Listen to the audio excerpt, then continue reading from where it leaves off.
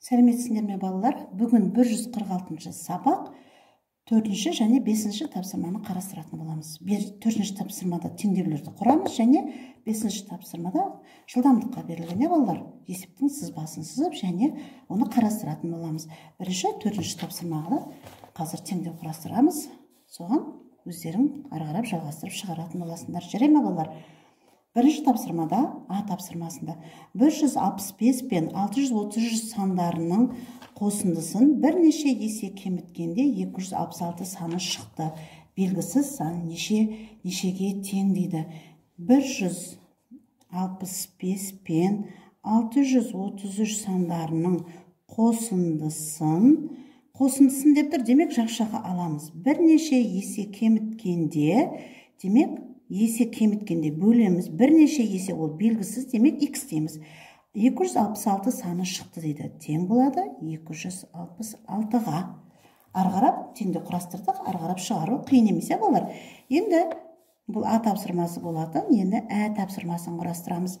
50 мың 36.952 сандарының айырмасы белгісіз сан мен белгісіз сан x сан мен 6466 сандарының қосындысына тең деп тұр.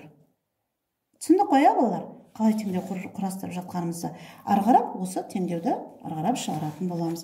Енді Б тапсырмасы белгісіз сан мен 12 санының көбейтіндісі 65.032 мен 18.464 сандарының қосындысына тең. Белгісіз сан нешеге тең дейді. Жазамыз. Бұл тапсырмасы белгісіз сан мен 12 санының көбейтіндісі 65.032 мен 38.464 сандарының қосындысына тең дейді. Қалай теңдеу құрастыруға болады? Түсінікті болды, балалар? Енді арғарап теңдеуді шығарамыз.